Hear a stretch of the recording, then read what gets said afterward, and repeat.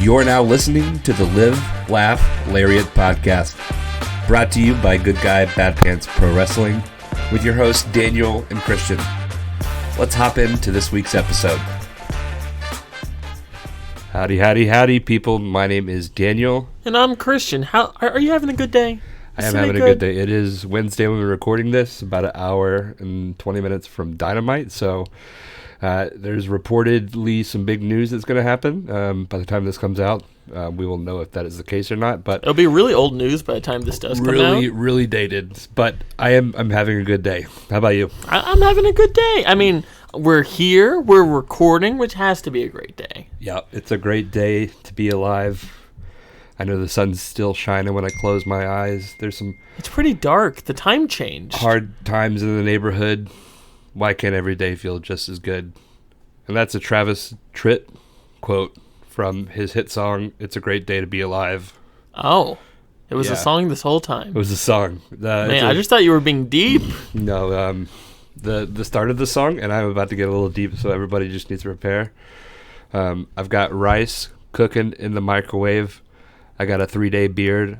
I don't plan to shave. Oh. That's how that song starts, and I feel that on a deep level. It gets me every time. But this is Live, Laugh, Lariat, a podcast about wrestling, a podcast about friendship, and a podcast about nothing. It's kind of like Seinfeld. This is the podcast about nothing. I like that. Yeah. I think that has legs. It has legs. So what we're going to do today, I don't know what we're doing today. Daniel, tell us what we're doing today. I have control of this vessel, which is our podcast, and I will be steering this ship. So we're going to start off with some questions for Christian that he's never heard. And as of right now, neither have I. I'm into it. Last week's episode was a little bit more structured, but I think that's the difference between us is I'm a little bit more spontaneous. So first question, if you had to take one finishing move and your criteria for taking this move was that you wanted to get out with the least amount of pain, what finishing move would you take? Ooh. I feel like a super kick would probably be the easiest one to take. Yeah. What about the worm? Oh my god. I didn't think of that. Yeah, the worm would not suck. Like, not even a little, I don't think. Do you think the worm ever caused somebody to stop watching wrestling?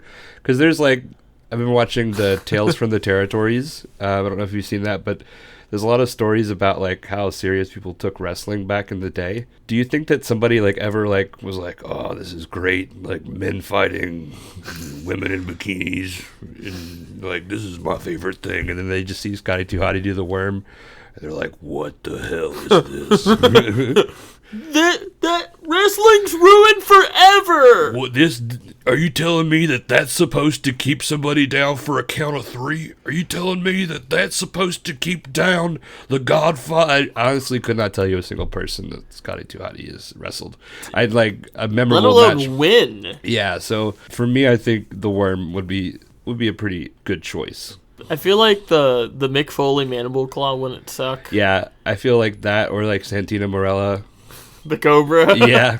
The Finger Poke of Doom. Finger Poke of Doom, yes. I think that would be great. I mean, but the Finger Poke of Doom, you're taking a hell of a back bump. Yeah. Do you know, similar to that, what looked vicious was when Umaga did his thumb spike. That looked, that's when I thought wrestling was 100% real. And I thought, oh my god, they're dead. Yeah. How do you come back? Have you ever been, hit in the Adam's apple at all? Yeah, it hurts. Out for the count. I have bad coordination, and I run into a lot of things, and I've run into stuff with sharp corners, and it's hit my chest, and it's it feels like what I imagine that getting shot is like. So I can imagine a well aimed thumb right to the this the sternum? Yeah, that's the sternum. He's pointing to his chest. Yeah, the sternum. I'm no doctor. Oh, it's to the throat. Is it to the throat? Yeah, it's to the jugular. Can I tell you, this is a little off topic, but... That's okay. We love off topic. It was this year when I realized that chops, this is our weekly Hondo, our weekly Hondo spot, I thought the chops were backhanded. We were at a MLW show, and we finally we sat pretty close, 3 rows back, and I saw a chop, And I told Christian, I was like, oh my God, like my life is changed forever. No, he saw it and he turned to me and was like, wait, how do you do a chop? Yeah. And I had done like not a few weeks of wrestling training, so like I know a little something about something, and I was like, yeah, it's the inside part of your hand, like it's the inside, and you're like, you kind of just cup it, and he's like, what do you mean you cup it? Like he couldn't understand that this could possibly, it's not backhanded. Yeah, it blew my mind, but yes, the worm. The answer is the worm. Absolutely. Good answer. Good question. Thank you, Daniel. You're welcome, Daniel. You're doing great. You're doing great. Question number 2. Would you rather be in an ambulance match or a dumpster match? Do either of these matches have build? I mean, is there a story there? Do I have an incentive to want one? Let me rephrase the question. And this is kind of a dumb question now I'm thinking about it. Would you rather get thrown into an ambulance? Or would you rather get thrown into a dumpster? An ambulance? Are you now kidding that you me? say that, it's like, yeah, one of them has air conditioning. Like a comfy little mat. One of them has trash. That was a dumb question, but hey, we're learning here. We're getting to the core here. What makes Christian me? Let's find out. We're learning. If you were a wrestler and you had to have a manager, which manager would you pick? Like anyone ever? Yeah, but they had to have been a manager at some point. Like you can't just say like God. He would probably be a kind of a shitty manager. He'd be like, oh, this loss, it's kind of my plan for you to lose this match. I'm sorry, I couldn't interfere because that wasn't a part of my plan. That's one of those weird things that the easy answer is like Paul Heyman because he's just always has been top notch. My name is. I'm not even gonna try. Bobby Heenan was always like going back and watching old WCW stuff. He's awesome. You see, I don't know really of modern Stokely Hathaway. I think is beyond great. That would be good. I don't think he gets appreciated as much because I don't know if you watched NXT, but everything with the Diamond Mine was really cool, and it gave Roderick Strong a personality, which is awesome. Yeah. And the current stuff he's doing in AEW is really interesting, but I don't think anyone has seen his full potential really. I think he's very untapped. Yeah, untapped. Unlike, I don't know. There's a lot of wrestlers who have tapped, so insert wrestler here. Next question. My answer, I don't know. I didn't think that far. But this isn't about me. It's about you. Next question. If you had to watch one match for the rest of your life, what would it be? Ooh. Think about this because it might be easy to say your favorite match, but you also have to watch this every day for the rest of your life. So you want to make sure it's something that that has a little bit of everything. I feel like if you pick Kenny Omega and Okada, you're gonna be like, God, an hour. By the third day, you're gonna be like, an hour. Is it WLC? I think my answer would be it was Best in the World 2017. It was the Young Bucks against the Briscoes in Baltimore, where it was the height of and this is a match I saw live, so I definitely have a bias here, but it was the height of the Elite being the Elite being the Elite when they were still with Ring of Honor. It's height of the Bullet Club, and it was just so good, and the Briscoes were so over because that's right outside their hometown. Yeah, and it was just the most crazy crowd I have ever been a part of. It was just absolutely bonkers, and it had high spots. It had great wrestling. And my campy North Carolina answer is probably Colby and Speedball. That was a really good match. That was beyond good. Yeah, those are good answers. Do you have an answer? No. I mean, I could. I've been listening instead of thinking. Next question. Would you rather see a wrestling show where theater performers were the wrestlers? Or a musical where the wrestlers were the talent? I would rather see a musical where the wrestlers were the talent. I would love that. Like, I would love that. Just like Vince McMahon's like, oh, the sun will come out. Like, I don't know if I would want to see a traditional show that way, but I would love. It's something like my dad always called an extrav, with extravaganza, which is just a shout out to devoted listener Joel Rainey. But it's a show concept where it's just a showcase. It's a showcase of different songs. It could be stage combat on top of it. It could be like so many different things. Uh-huh. I would love, like, there's about 10 to 15 songs I would like to see. Like I don't know. I want to see Ric Flair do Memory from Cats more than anything in the world. How many woo breaks do you think you would have to take? At least 16. Yeah, I think that's my answer as well. I think there's untapped potential here. You like Andre the Giant? I can't do an Andre, but you just imagine him like doing like a Les Mis song.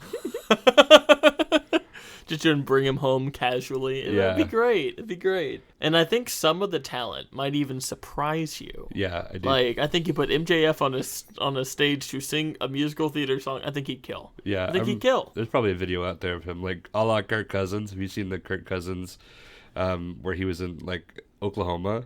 No. Yeah, we'll have to look that up later. But yeah, that sounds wonderful. So yeah, I think that would be really fun. I'm blanking on wrestlers that I can kind of sound like, and I can't think of any right now. Like, I don't want to do Hulk Hogan because he's kind of a piece of shit. So yeah, I could yeah.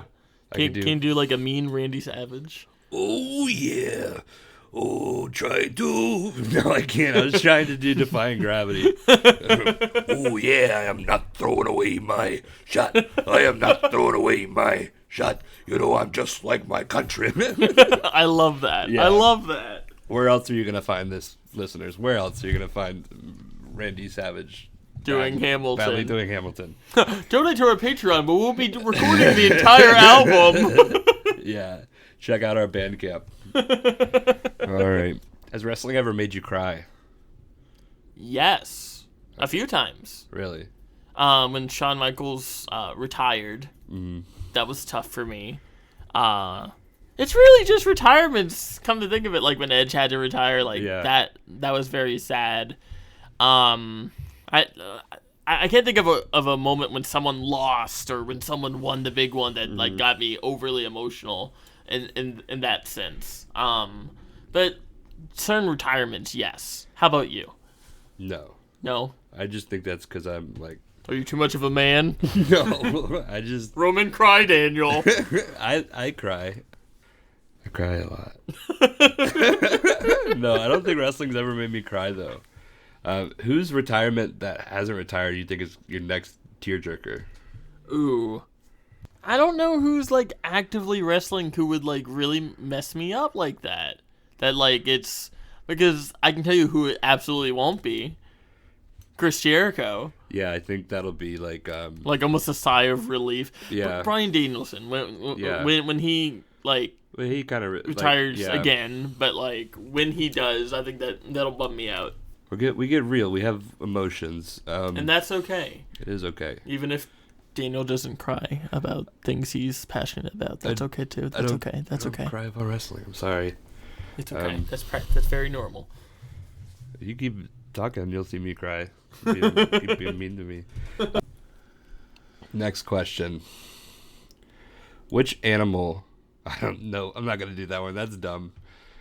I would choose an owl. Yeah. They're both wise, and I like the flying. Would you say that an owl would be your Patronus? I don't know. Probably. I don't. Never until this moment have I even said I liked owls. So I'm learning a lot about myself today. I think if I had to have a Patronus, can a shark be a Patronus? I think so. Maybe like a saber-toothed tiger. Like just something that's just like ferocious. Yeah. Screw the deers and not cool Patronus. It's like, no, I want a lion. I want the saber-toothed tiger from Ice Age. That's my Patronus. And also my spirit animal. Yeah. That's the last time I cried. Ice Age. Can we talk about Ice Age real quick? We're not going to, but timeless classic. Moved me on a deep level. It's my favorite Ray Romano vehicle. And that is him. Yeah, and that's Welcome to Mooseport. That's a movie he's been in. You're telling me? Yep. He was in a show called Men of a Certain Age, which was fun. It had the Scott Bakula from Quantum Leap and Raymond Holt from Brooklyn Nine-Nine. Oh, wow. They were all in it. So, how about Everyone Loves Raymond? So every day at my real life job, this person who works with me will walk up to me and say, "Oh, did you see what Ray was up to last night?" And I'm like, "No, Sandra, no, I haven't." And she's like, "Oh, his brother the brother was mad at him." And I'm just like, "Okay, Sandra." And she'll tell me the plot of Everybody Loves Raymond. I do have I call them micro impressions. I do have a micro impression of Ray Romano from Everybody Loves Raymond. It's Deborah.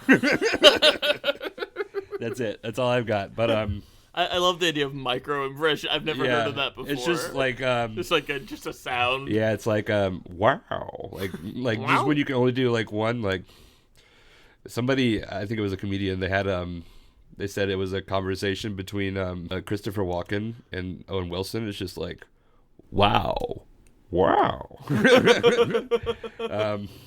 That's great. Yeah. So next question: if you had to wrestle, do you think that what do you think your gear would look like? Oh, I would have the best pants. Would you have the best pants? You see, there's a weird amount of pressure now that if we walk down that road of what the pants would be. Yeah. Because I can't be representing good guy bad pants with bad pants. I think you might have to have bad pants though. I don't know. I really want good pants. I think pants for Christian, sure. if you want good pants, to get the out. That's not what we're about. I'm gonna have to figure out how to do a bleep. You'll know if I did it because you'll have heard. Maybe you heard that word. Maybe you didn't. I like to think you're just gonna edit right over it with bleep. No, I think I'm gonna do a woo. I think that's. Maybe we could. That'll be a lot of work, but like the F words, because eventually my parents will probably listen to this. Like I'm trying. I know your parents will like. They're very supportive. Hello Joel. Hello Paige. Hello Lauren. You're doing great. Love you guys. Shout out to Brian, who left us a nice note on Brian. Yeah. Shout out to Brian. Somebody left us a nice Apple review. So thanks. That means a lot. We love our fans. We're gonna call them. Don't figure this out right now because I think we have to live with it. Panties? No, sorry. Woo! That's good. On to the next question. You can take your time. This is okay. Which Adam Sandler movie is your favorite? Oh, easy. Click. Okay. It makes me cry. Yeah. Okay, so I have this small rant about his movies. I think they're all bad, like objectively bad. But he has this formula that at the very end, it emotionally breaks me. Like, I don't know, there's just something about that. He just went through life too fast, and now his kids aren't developed well, Yeah. and he's just dying in the rain. It's like, son, come on. It's terrible, but so sad. Mine's probably Happy Gilmore. I've never seen it. Is it good? Yeah, that was like my favorite as a kid. It was Adam Sandler. So I do feel a little bit like you just like attacked me. It's okay. It's okay. That's just a movie I haven't seen. Maybe I might love it. One time, as like an 8-year-old, I cried to a show called Touched by an Angel. Was it good? I just remember crying. I just remember like it was a show my grandmother watched, and it was like where angels come in and like try to help people with like their day-to-day lives. Like they like if you were struggling, you got like an angel, and there was a really touching story. And do you know what my grandma watched? What? Every Monday through Friday of her life, The Young and the Restless. Mine too. I think that's like a given. Do you know what I watched every Monday through Friday till I was like 16? Young and the Restless. The Young and the Restless. As a family, we watched The Young and the Restless. I bet you were young and restless. All the time. Yeah. All them and their shenanigans, man. Something was always up in Genoa City. Yeah. So, let's say that you're a wrestler. Okay. And you're looking to make it into the business. Vince McMahon called New York. He's like, "Hey, pal, we got an idea for you. We want you to be on TV. We want you to wrestle. How do you feel about worms and smashing a clock over your head?" Can we really think about how wild of a concept that was? Yeah, like that was a pitch, and he actually so they did that in Ohio. I think it's Ohio Valley. It's whatever Jim Cornette was over. Yeah. And he tells the story about Jim Cornette's never been over. I'm just kidding. I'm just kidding. He tells the story how he kind of had to book him as this outlaw figure because he couldn't so he would just have him show up in the middle of shows, freak everybody out, eat some worms, and then call local police to quote unquote arrest him. And it's this wild thing that but he tried because he was so worried about it being real and it seeming real. This man was already in his 40s when he started playing the Boogeyman. Yeah. It's crazy. The reverse DDP. But it's just your gimmick is every week you're gonna have to do the worst part of Fear Factor. And the walk he would do, it was just uncomfy. It makes me to this day. It makes me uncomfortable. Yeah, I also want to whose job was it? You think it was Jim Ross is where am I gonna find all these alarm clocks? Every week they're breaking them. Yeah, every week. The people at Walmart getting suspicious. No, Vince, I don't want to buy them in bulk. I buy all their worms and I buy all their alarm clocks. That's funny. That's funny. Yeah. All right, Christian. Yes. Which mustache wrestler do you think is the best of all time? Ooh. Okay. Has the best mustache, or it's the best wrestler with the mustache? So they have a mustache, but we're judging them based off their wrestling ability. Do you know who popped up with a mustache this week? Who? Colby Carino. Have you seen this man with the mustache? No, it sounds scary though. It's intimidating. All of a sudden, he looks like this 80s beat-em-up wrestler. Yeah. It's intimidating. Is that your answer? That might be my answer, but that's not a very good answer unless we put up on Twitter being check out Colby. We talked about him with the mustache on the podcast. Stan Hansen, Rick. These are just throwing some names out there. Rick Rude. Oh, that's a good one. Ron Simmons. Yeah. JBL for parts of his career. Dax. Oh yeah. Dax had a mustache. Rick Boogs. I think Stan Hansen probably wins it. Cody Rhodes. Remember when he had the mustache? Yes, I do. I do remember. I think that's up there. He used to comb it on TV. It was very weird. Teddy Long had a mustache. What? No, Teddy Long did not have a mustache. Did he? Teddy Long might have had a mustache. At some point in his life, maybe. I'm going to look it up. You're going to hear some clacking. Okay. Sorry. Type it into the Google machine. Teddy Long mustache. So when you type in Teddy Long, MUSTA, the first one is mustache. The second one, mustard. So let's see. That's some Bob's Burgers in there. Let's see. Teddy Long ref. Yeah. He did have a mustache. Teddy Long did have a mustache. I am vindicated. I have won. We are good. I am going to look up Teddy Long mustard. Do you think he sells his own mustard? Oh, it's a Teddy coat. Okay, so never mind. No, did you catch that 3 or 4 weeks ago, Teddy Long just went on a spree of just blocking people? He blocked everybody on Twitter. And then everyone was like, what? I love Teddy. What's happening? Why is Teddy... Apparently he was going through something very serious, and his answer was to just actually block everyone on Twitter. He has since apologized, but it's very odd. Yeah, very odd. Do you know what's even more odd? What? He is still doing the GM bit. Local promotions? Yes. Yeah. I've seen him do it once before, and he's doing it at the Big Time Wrestling show in December at Dorton. He's the GM for the night. We are not sponsored by that show, but we are open to being sponsored to that show if they would like us to advertise for that show. We're open to advertise for anybody's show except for one. And and you can guess you can guess the one. Yeah, and that's fine. They might also be in them. So yeah, So that's Teddy- cool. Yeah. Yeah. So yeah, I think we're gonna.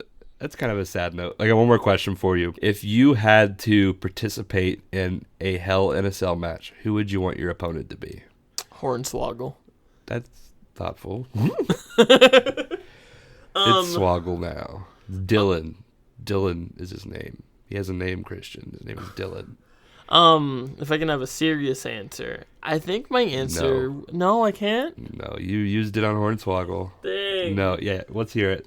We're going to close the show off on, so this has to be good. This is the end of the show. Who is your Hell in a Cell opponent? You see, it's not going to be good. I was just going to be like, Dax, he would make sure I'm safe. Like, I feel like I wouldn't get as hurt with My someone mom. like that. Someone I trust? I mean, I don't know. That's a big commitment to just jump right into. Jeez. Sorry. I'll give you one more question. This will be an easier one. Okay. If you had to jump into a pool of any liquid, but it can't be water, what liquid would that be? Cheer wine? Sticky. I like it. Well, this has been episode 2 of Live, Laugh, Lariat. We appreciate you guys tuning in. We will see you again very soon. Once again, thank you, Joel. Thank you, Paige. Thank you, Lauren. Thank you, Brian. Thank you, Emily. Love to see it. Thank you, Ben. Those are our listeners. Those are our confirmed. That's my wife, Christian's family, and our friend Ben, and Brian, who is now a friend of mine. Look out for my Christmas card, Brian. So thanks, and have a great week. This has been Live, Laugh, Lariat. Check us out on TikTok. Check us out on Instagram. Check us out on Twitter for great content every day. And have a great week. Have a good one. Bye.